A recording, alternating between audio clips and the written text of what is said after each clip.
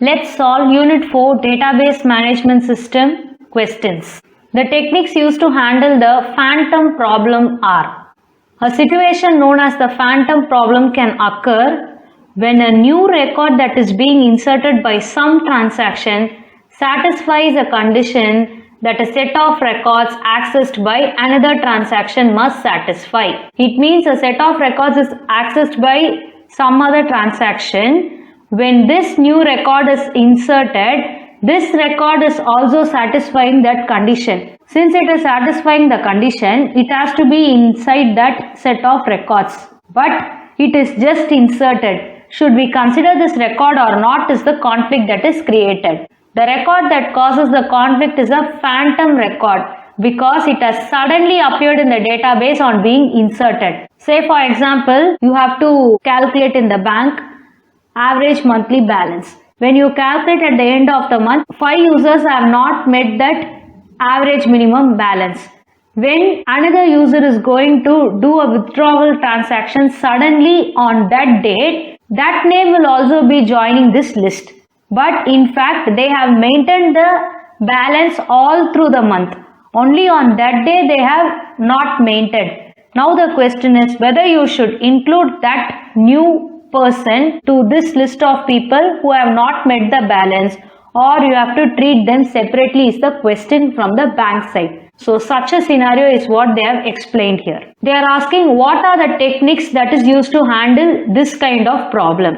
One solution to the phantom record problem is to use index locking. What will happen in index locking? If the index entry is locked before the record itself can be accessed, then the conflict on the phantom record can be detected. Since the index locks conflict, the phantom conflict would be detected. So B is a technique.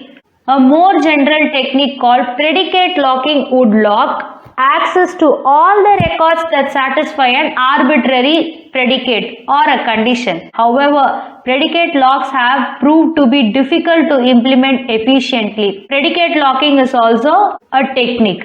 So regarding index locking, if that particular record is going to create the conflict, it will be detected. But in predicate locking, they say it will lock access to all records that satisfy those conditions. And it is very difficult to implement it efficiently. Two solutions are provided for this problem and we go with option number 2, B and C only as the right answer. Next question. Which of the following are true in case of tree locking? Tree-based protocol is a simple kind of graph-based protocol. Only exclusive locks are allowed here. The first lock by a transaction may be on any data item. Subsequently, a data can be locked by transaction only if the parent of the data is currently locked by the transaction. Data items may be unlocked at any time. A data item that has been locked and unlocked by a particular transaction cannot subsequently be relocked by T. Just now it has used and it has released. Again, if it is going to ask some access again, it will not allow. Unlocking may occur earlier in the tree locking protocol than in the two-phase locking protocol, which will give two kinds of advantages here.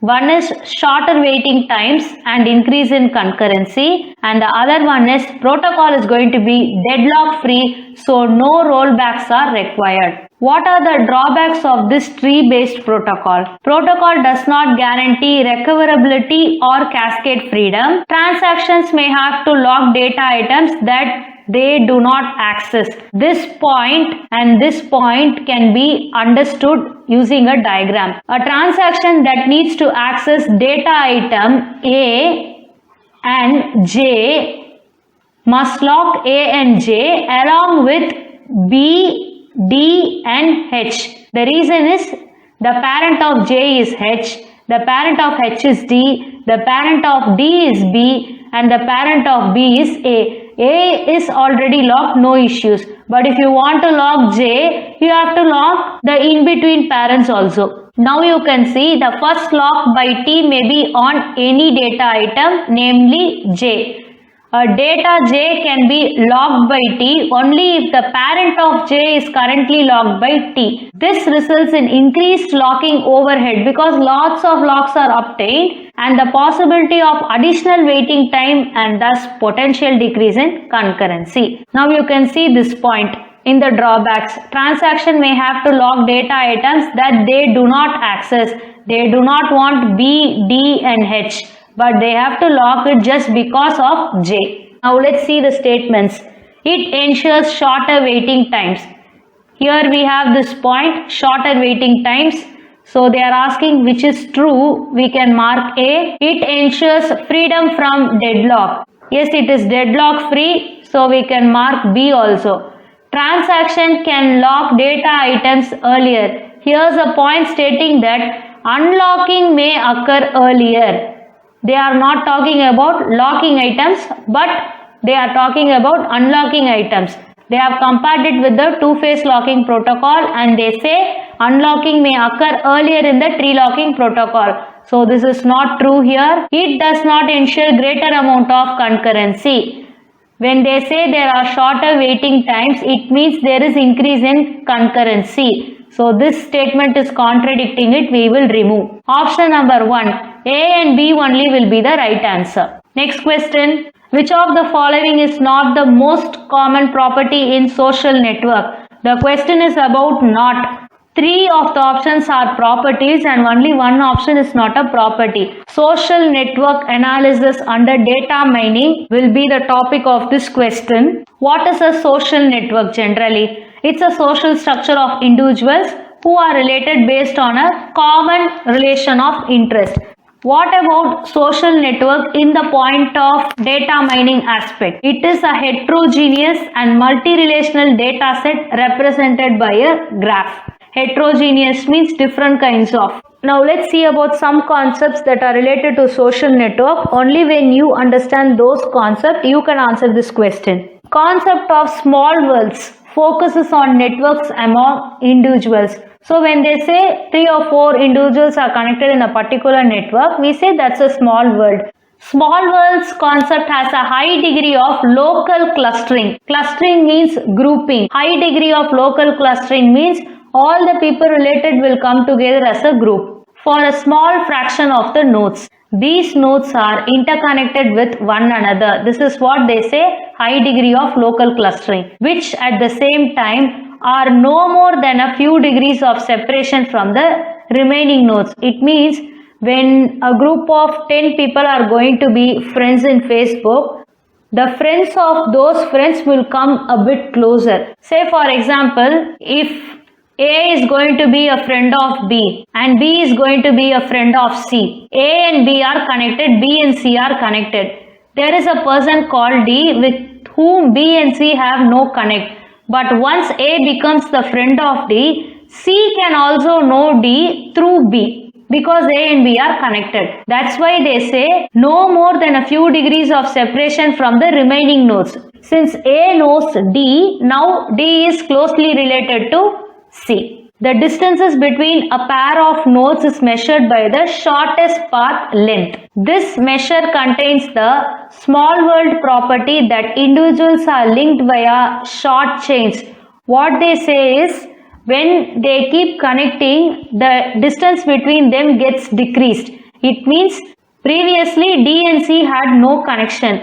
Once D gets connected to A, now C and D have a connection. So in that aspect they say the length between them gets shortened. Networks with shorter average paths are generally more connected. The more connected they become, the shortest path length between them will get reduced. So this is the concept of small world property. Now they are asking which is not the common property. We have to pick which is the common property. Social network follows the small world property. Option 4 is actually a property, because they say it focuses on the concept of small worlds and they say the measure shortest path length contains the small world property because individuals are linked via short chains. So these two statements make sure that fourth statement is a property. They have given some 3 characteristics which are exhibited by social networks. The first one is densification power law. Networks become increasingly dense over time with the average degree increasing. First there will be only few people, then you will have more people, then you have more people coming together. This will get dense. The second one will be shrinking diameter. What is the effective diameter? Shortest distance between most distant nodes. The effective diameter tends to decrease as the network grows. When this person A and this person B have no connection, they stand aloof. But once they have some connections in common, they come closer. What they say is the effective diameter tends to decrease. It means when I don't know each other, I stand in extreme. When I know somebody in common, I come closer. So the diameter is getting decreased when the network grows. This is shrinking diameter property. Heavy tailed out degree and in degree means whoever is getting connected to A is in degree and whoever A is connecting to will be out degree. Think it in the term of graphs. When there is a graph, the tail part will be heavily loaded is what they say, heavy tailed. These are the general characteristics of social networks. Now we will just see some more points. Characteristics of most networks will be the degree distribution will be scale free. What is scale free? The distribution of links to nodes follows a power law. What power law it is? It is densification power law. Few highly connected nodes and many less connected nodes. Compare this to celebrity page and a normal page. Highly connected nodes are when a particular celebrity is having highest number of followers. But those followers may not be connected together. It means there are many less connected nodes. So here there are few celebrity nodes and many common people nodes. You can compare it to few highly connected nodes. So this is the celebrity node and this is the many less connected means many common people nodes. So just read it as few celebrities and many common people. Average distance between nodes. When they get shortened, they belong to small world, which means they follow the small world property.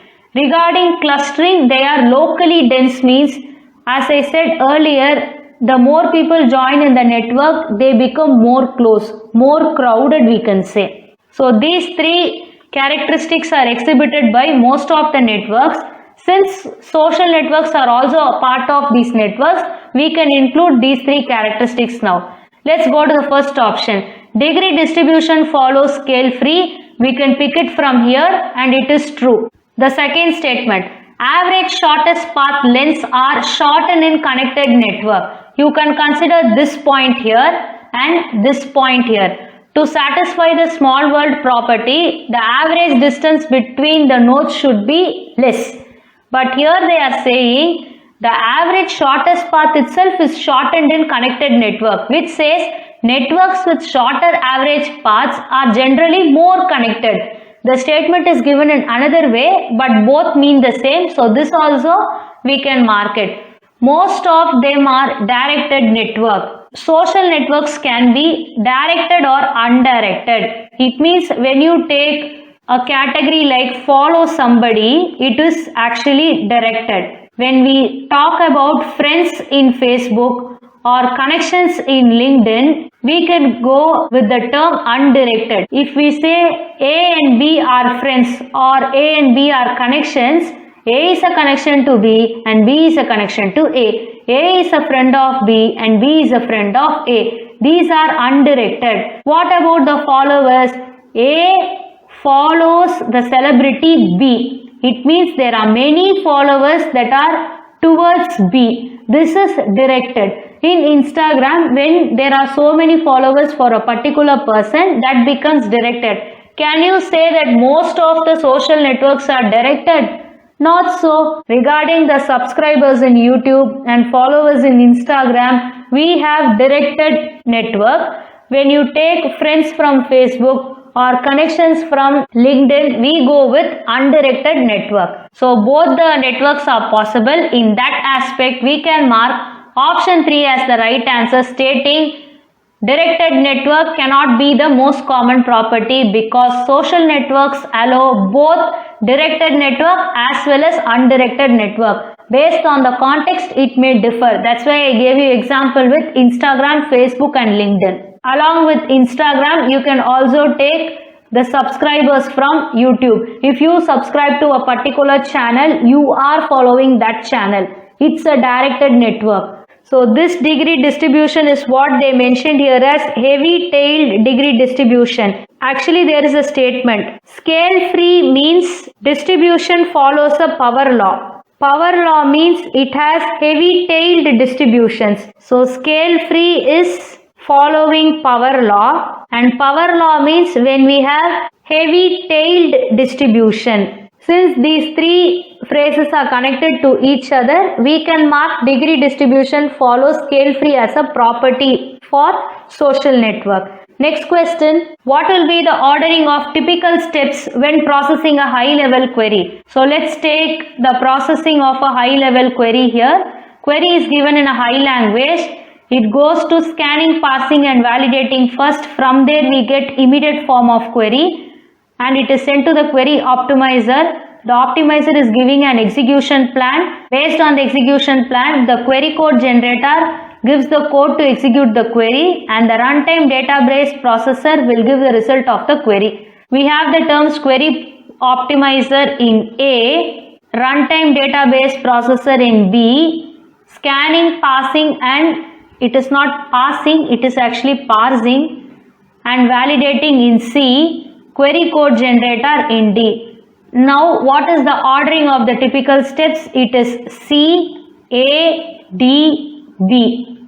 Option number 2 will be the right answer. Now let's see a word about all these terms. The query optimizer module has the task of producing a good execution plan. What do they do is given here. The code generator generates the code to execute the plan. The runtime database processor has the task of running. It means executing the query, whether in compiled or interpreted mode to produce the query result.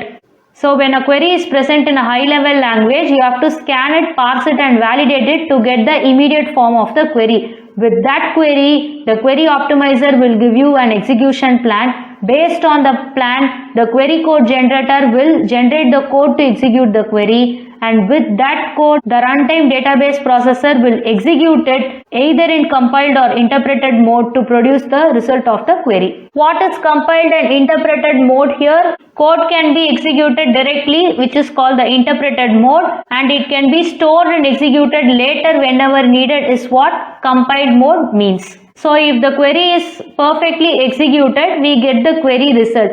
What about if there is a problem in the execution? If a runtime error results, an error message is generated by the runtime database processor. So when the query is successfully executed, you get the result. If it is not, then an error message will be generated by the same runtime database processor. Next question, which of the following statements are false? We have to find which is true, only then we can find which is false. A DBMS typically includes a database security and authorization subsystem that is responsible for ensuring the security of portions of database against unauthorized access. It means if you are not authorized to log in, you should not access that data. The DBS, database administrator's responsibilities include granting privileges to users who need to use the system. So the database administrator will be granting the privileges for users. So what are the responsibilities of DBA in granting privileges? To control the granting and revoking of relation privileges. Each relation R in a database is assigned an owner account. The owner of a relation is given all privileges on that relation. The owner account holder can pass privileges on any of the owned relations to other users by granting privileges to their accounts. Take for example, we have a relation R. On this relation, we have owner account called owner. This owner can pass the privileges of R to any user. The owner cannot give privileges for other tables, but only for the table the owner is owning, they can pass the privilege to other users. Now let's see the statements. A user can assign privileges to any user on any relation. This is actually done by the database administrator, so A is false. Let's go to the next statement. A user can assign privileges to any user on its own relations only. That is right. This is equivalent to owner passing the privilege to the other users for their own relation. So this point is correct. System error that leads to accessibility to the portion of database is an example of malicious attack. Malware attacks are any type of malicious software designed to harm or damage the computer. Malicious attack means some kind of harmful attack, we can say. System error is leading to accessibility of portion of database. It is not example of malicious attack. In fact, it is not an attack, but the error is leading to some unauthorized access and it's a problem of security. The next statement, passwords itself need to be secured from unauthorized access. Of course, if the password is revealed, anybody can take access. So this point is totally right, which makes evident that C is wrong. A and C are wrong. So option number 1 will be the right answer because they are asking which are false. Next question. From here, we are going to work with a set of 5 questions. A company is implementing a new database system to manage its customer information. The database contains tables for customers, orders, products and sales representatives. So we have 4 tables here. Each customer can place multiple orders and each order can contain multiple products. If a customer is going to be here, definitely there will be a customer ID. The customer can place many orders. It means under every order you will have an order ID, and from whom the order is taken, from which customer it is taken, the detail will be given by the customer ID. Each order can contain multiple products. So the product ID will be mentioned here. Every order can be associated with many product IDs here. So product ID 1, 2, 3, it can go on. Each order is associated with a specific sales representative who manages the account. So the sales representative will be given an ID here and the concerned person who is taking care of the order will be mentioned using the sales representative ID here. The database is designed to improve efficiency in tracking sales and customer interactions. 0011X, 0012X, 0013X. If these are going to be the product IDs, the same order ID can contain any number of products here. At the same time, one customer can place many orders. If order ID is going to be 001, 002, both these can be placed by the same customer C1. So here we have to take that orders table is going to have the customer's detail as well as the product's detail. In addition to that, the sales representative's details will also be added to the same order table. With these details, we will get into the question. Based on the passage, which of the following statements is true? Let's take the diagram in this form. We have the sales representative table, products table, order table and customer table. Each customer can place only one order. Here the statement says the customer can place multiple orders. So this is wrong. Each sales representative can manage multiple customer accounts. We'll check this. Each order can be associated with only one product. Each order can contain multiple products. So this is wrong. The database does not include a table for products. They have explicitly mentioned database contains tables for customers, orders, products and sales representatives. So here this is also wrong. So we know option number 2 is the only true statement. Option number 2 will be the right answer. Each sales representative can manage multiple customer accounts. How do we actually get this is, we know one customer can place multiple orders and every order is associated with a sales representative as given here. It is given specific sales representative who manages the account. Once this order is going to be managed by sales rep 1, the person can manage this customer also. This is what they say, each sales representative can manage multiple customer accounts. Say for example, C1 goes for O1, C1 goes for O2, then C3 goes for O5. Then C5 goes for O7. Sales representative 1 is going to handle all these 4 orders. The same sales representative will handle C1 customer, C3 customer and C5 customer. So they will be able to manage multiple customer accounts. Next question. Which of the following tables is likely to have a foreign key referencing another table in the database system implemented by the company? With the diagram that is given in the right side, you can just see customers table has only customer ID, but the reference is done in orders table. So customer doesn't have any foreign key.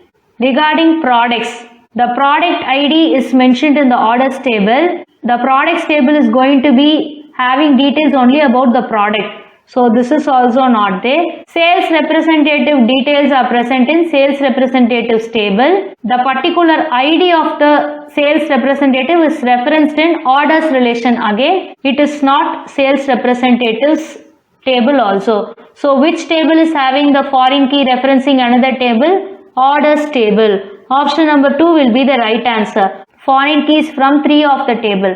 Product ID from products, sales rep ID from sales representatives and customer ID from customers. A foreign key is an attribute referencing the primary key of another table. For this table, sales rep ID is the primary key. For this table, product ID is the primary key. For this table, customer ID is the primary key. So orders table is referencing the primary key of 3 other tables. Next question, which of the following best describes the relationship between the orders table and the customers table in the company's database system? What is one-to-one relationship? One customer can place one order is one-to-one. What is many-to-many? One customer can place any number of orders. At the same time, one order can be taken by many number of customers. This scenario is explained in the paragraph. This scenario is not explained in the paragraph. They say customer can place multiple orders. In turn, each order can contain multiple products. A single order cannot be placed by 2 or more customers, which states that many to many is not a possibility, as well as one to one is also not a possibility, because one customer can place multiple orders. Now just take one customer can place multiple orders. Order 1, order 2, order 3 and order 4. Which is having many values here? Order table is having many values. So we have many values here. And how many customer is giving all these values? Only one customer is giving all these values. Just draw this way, because they are asking the relationship between orders and customers. So orders must be taken in the first place and customers should be taken in the second place. This can be interpreted as many orders can be placed by single customer. This is the meaning of the relationship. So we can mark option number 3, many to one relationship, as the right answer. Actually, when you take from the perspective of one customer placing many orders, you can have one to many relationship here, because they say each customer can place multiple orders. This statement is actually one to many only, but in the question they have asked us between orders and customers. In that aspect, based on the question statement, we are telling it is many to one. But if you take the reverse, one customer can place many orders is also correct, but the order of the question is between orders table and customers table. That's why we are choosing option 3 and ruling out option 2. Next question, which SQL query retrieves the total number of distinct customers who have placed orders? We have to retrieve the details from which table? Customers who have placed orders is given in the question. Which table has all the order details? Orders table has the details. Here we have orders and here we have orders. 2 and 4 are from customers table, so we can rule them out. Which particular field we are going to concentrate? Distinct customers. So we have to choose the customer ID here from the orders table because customer ID is the only attribute referring to the customer detail. Distinct customer ID has to be selected here. So out of 1 and 3 we have distinct customer ID here and distinct order ID here. Let's take an example. We have order 1 from customer 1, order 2 from customer 2, order 3 from customer 3, order 4 from customer 1 again. Now just count the order ID here 1, 2, 3, 4. But how many customers are there in total? Only 1, 2 and 3. C1 is actually repeated. When I use distinct customer ID, only C1, C2 and C3 will be taken out. C1 is repeated, so it will leave it off. But when you take order ID, O1, O2, O3, O4 will be taken outside. Order ID is the primary key, so it will count the number of rows. But we need only the number of distinct customers. In that case, 3 is also ruled out. What kind of computation we have to do? We have to count the total number of distinct customers. The total number is given by the function count. So count of distinct customer ID will do the job perfectly. We have count of distinct customer ID from orders table. Option number 1 will be the right answer. When you retrieve the result, they are saying as total customers. It means when you get the result, it will have the phrase total customers here. When you actually work with this query and see the result, whatever is given after select will be coming in the row header and then the result will be displayed. But when we say as total customers, instead of this row header, we will have this row header. Now we know query 1 is the correct answer. Let's see why are 2, 3 and 4 wrong. Regarding 2, it is going to give the total number of customers because it is referring the customers table. It is not going to take the distinct customers who have placed orders. So when you refer customers table, only customer count will be taken. So 2 is wrong. What about 3? The total number of orders will be taken. Order ID is already unique because it is the primary key of the orders table. What about 4th one? The total number of customers, again it is taken from the customers table, which is wrong. Customer ID is already unique since it's the primary key of customers table. Whether you are going to place only customer ID, whether you are going to place distinct customer ID, it is going to give the same count. When you find one of the SQL query to be right, please try to know why the other queries are wrong. If you are not comfortable with this kind of learning, create a database in MySQL, feed some values, try running these queries to understand it better. Next question, which SQL query retrieves the total number of orders placed by a specific customer? Since they are asking about total number of orders, we have to refer the orders table. So orders placed by customer is given from orders table. Let's check orders table, orders table, orders table and orders table. What about the condition that has to be satisfied? The order has to be given by a specific customer.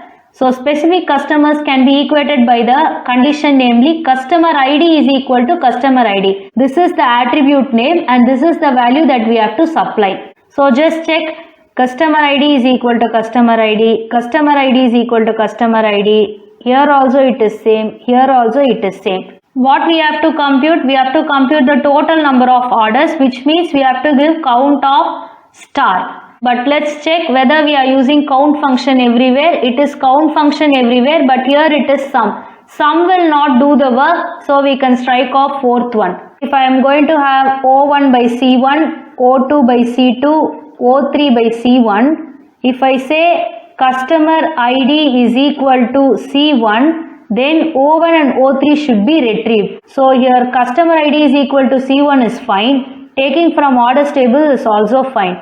They have given select count of as total orders everywhere. This is also fine. Let's take the 3 count functions. What does count of star do? This will return the number of rows in the table. Wherever you have C1, those number of rows will be returned. So query 1 is working correctly. What about count of order ID? Count of a column returns the number of non-null values in the column. Since order ID is the primary key of the table, when I say count of order ID, it will also give the same result. So the first query will also give O1 and O3 as per this example, and the second one will also give O1 and O3 based on the same example. What about count of distinct column? This returns the number of distinct non-null values in the column. Since it's the primary key, the order ID is already unique. So this will also return O1, O3 as a result based on the same example where we have equated customer ID is equal to C1. Now all these three queries will return the same answer. But just read the question. The database is designed to improve efficiency. Out of these three, we will see which query will be efficient enough. Count of star is faster than count of column, because here we are not specifying any field. So it is just going to return the number of rows based on this particular condition. But when we say count of a particular column, it has to go and search for the particular column after searching for the customer. So when we say count of star is faster, it means to improve efficiency as per given in this question, we have to go for count of star query. And what about count of distinct column? Choosing a column itself is going to be a little bit slow. In that case, count of distinct column will take some more time. In terms of efficiency, star will be efficient than column, and column will be efficient than distinct column. As per this order, we are choosing query 1 as the right answer. Option number 1, select count of star as total orders from orders, where customer ID is equal to customer ID will be the right answer. What about the second one then? It will also give the same answer, but comparatively it is not efficient. Since they have given the database is designed to improve efficiency in tracking sales and customer interactions, we are going with option 1. Then what about option 3? It is also going to give the same result. Since order ID is primary key, it has unique values. There is no use of mentioning this distinct here. When you give star, it means it will take every row. When you give a specific column, it has to narrow the plan to a specific column. When you give distinct specific column, again it has to do a check to pick the distinct values. So when it is row, it goes for one scan. When it is column, it goes for the second scan. When it is distinct, it goes for a third scan. So efficiency is only in star. What about the fourth query? I have already told this sum is not the appropriate function. This will retrieve the total sum of numeric values of order ID by specific customers. Say for example, instead of O1, O2 and O3, we have 1, 2, 3 as order ID. And let's take the customer IDs are 1 everywhere. When I say select sum of order ID as total orders from orders where customer ID is equal to 1, what this sum will do is, it will add up all these three numbers. 1 plus 2 plus 3 will give you 6. Sum will do addition on the numeric values of the order ID. In case if you present non-numeric values, this may turn out to be an error. Altogether, this will not give you the total number of orders. In that way, 4 is totally wrong, but 2 and 3, though they are correct, in terms of improved efficiency, we are going with option number 1 as the right answer. With this, we are completing Unit 4 solutions.